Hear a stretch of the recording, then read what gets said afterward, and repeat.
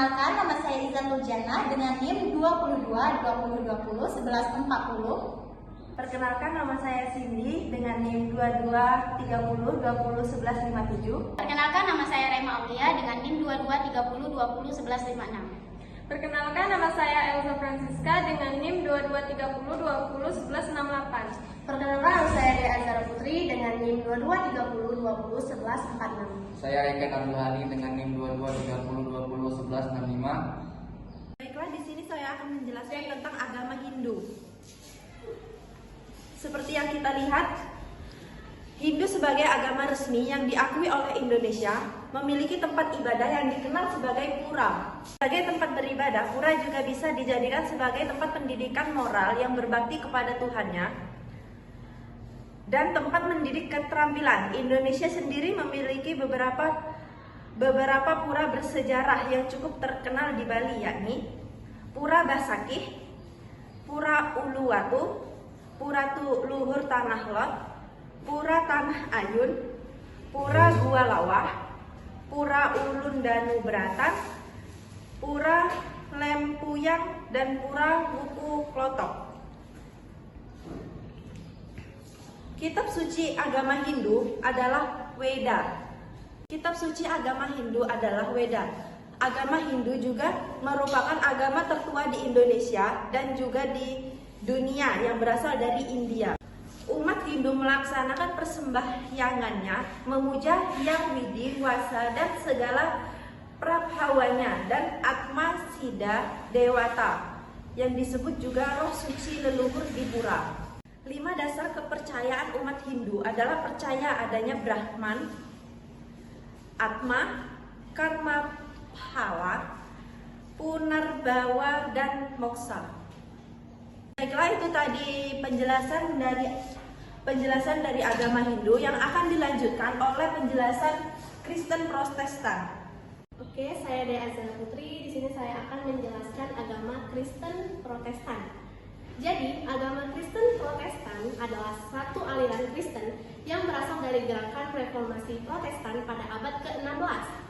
Adapun ajaran Kristen Protestan yang melibatkan yaitu yang pertama, iman pada Yesus Kristus.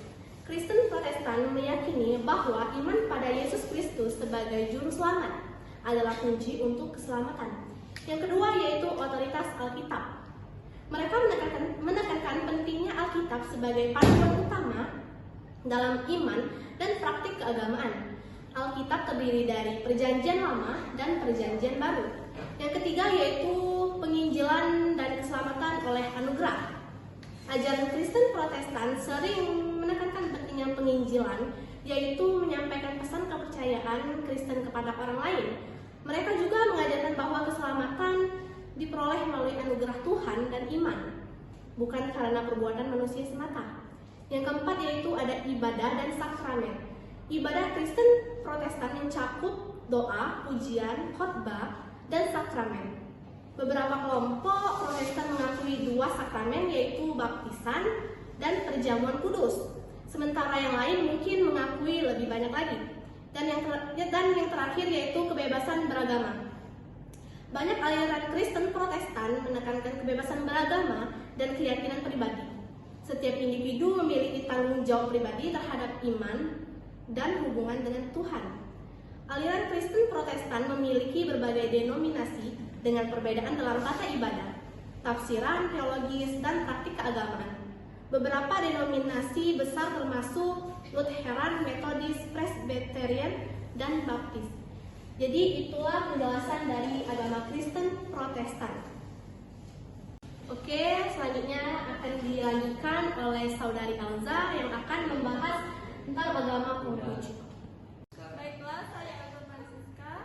Di sini saya akan menjelaskan tentang agama Konghucu. Jadi, ajaran utama dalam agama Konghucu banyak mengajarkan hal-hal yang terkait dengan pembentukan akhlak mulia terhadap bangsa Tiongkok. Ajarannya juga cenderung menghindari semua hal yang berhubungan dengan jiwa ketuhanan, metafisika, dan hal-hal lain yang sifatnya ajaib. Meski begitu, agama ini tidak meragukan keberadaan Tuhan Yang Maha Esa yang dipercaya masyarakat. Secara ringkas, Ada 5 kebajikan yang terdapat dalam ajaran agama Konghucu, yaitu yang pertama, berfokus pada empati, rasa murah hati dan niatan baik. Ajaran ini memiliki definisi berupa hubungan yang ideal antar sesama manusia. Sederhananya, setiap manusia harus punya budi pekerti, rasa kemanusiaan, dan kebaikan di dalam diri. Yang kedua, ajarannya berkaitan dengan kepatuhan dan semua perbuatan yang benar, menunjukkan bagaimana sikap batin seorang dengan ekspresi secara lahiriah. Artinya, merupakan suatu keserasian antara ibadah, tingkah laku, adat istiadat, sopan santun, dan tata krama. Yang ketiga, ajaran ini mengarah pada menjunjung tinggi kebenaran yang menjadi tanggung jawab sebagai kemanusiaan dan penjaga alam. Yang keempat, ajaran yang berfokus pada kebijaksanaan. Dan yang kelima, ajaran yang berfokus pada kepercayaan dan kesetiaan. Semua ajaran ini menjadi syarat yang harus dimiliki setiap orang dalam agama Konghucu, terutama bagi mereka yang dianggap sebagai pemimpin. Baiklah, mungkin itu saja penjelasan dari saya. Selanjutnya akan dijelaskan oleh Saudari Halim dengan penjelasan agama Buddha. Ya baik, saya di sini akan menjelaskan tentang agama Buddha.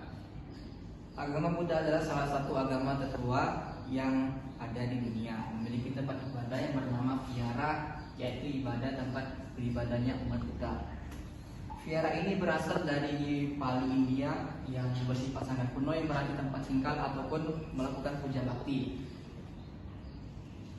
Secara umum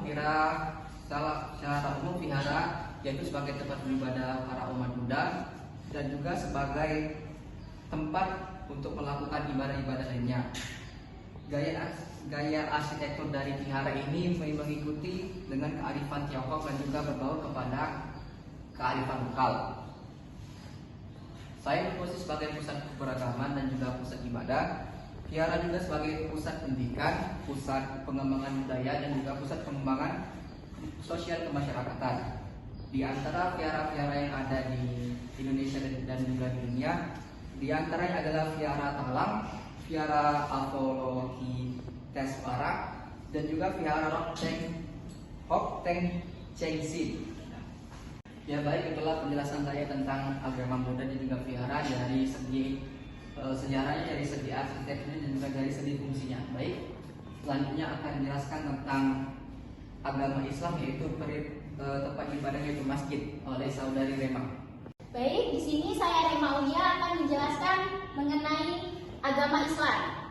Jadi, Islam adalah agama yang datang dari Allah Subhanahu wa taala, yang Ia turunkan melalui Rasulnya, yaitu Nabi Muhammad SAW. Inti dari ajaran agama Islam ialah mengajak manusia untuk beriman kepada Allah dan mengaktualisasikan iman tersebut dalam perilaku beribadah. Tujuan utama agama Islam ialah agar umat manusia tidak menyekutukan Allah, tetapi mengesahkannya, dan agar umat manusia tidak jatuh dalam hal kemusyrikan. Tempat beribadah agama Islam ialah masjid, dan kitab suci agama Islam ialah Al-Quran. Al-Quran berfungsi sebagai pedoman kehidupan umat muslim. Al-Quran mengandung ajaran tentang akidah, syariah, dan akhlak. Namun Al-Quran juga mengandung isyarat ilmiah, yaitu mengandung ayat-ayat sains dan teknologi. Baik, itu saja yang bisa saya jelaskan mengenai agama Islam. Yang selanjutnya akan dijelaskan oleh Saudari Iza dengan materi agama Kristen Katolik. Baiklah, saya Iza Turjana. Di sini saya akan menjelaskan sedikit mengenai Kristen Katolik. Jadi, Kristen Katolik adalah salah satu aliran utama dalam tradisi Kristen.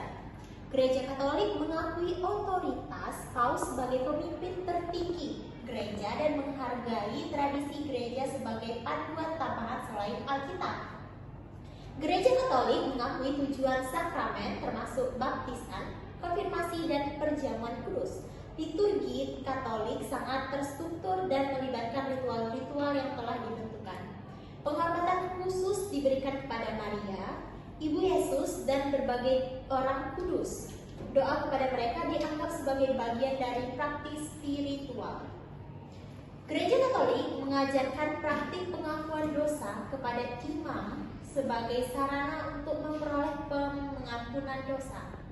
Keyakinan akan transubstansiasi di Gereja Katolik yaitu perubahan substansial roti dan anggur menjadi tubuh dan darah Kristus.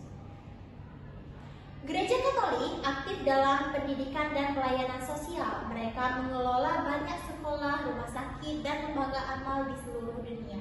Jadi bisa disaksikan bahwa perbedaan antara gereja untuk agama Kristen Katolik dengan gereja untuk agama Kristen Protestan ialah pada bangunan atau literatur bangunannya, di mana bangunan gereja Kristen Katolik lebih klasik daripada gereja Kristen Protestan.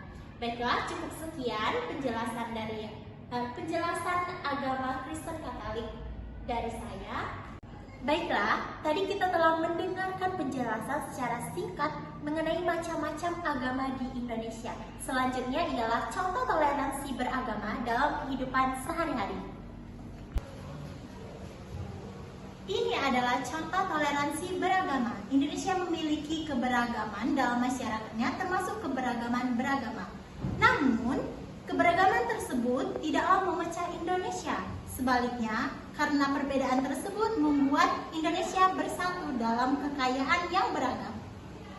Seperti simbol kita, yaitu Bhinneka Tunggal Ika, yang berarti walaupun berbeda-beda tetapi tetap satu jua. Contohnya ialah menjalin hubungan baik kepada teman yang berbeda agama.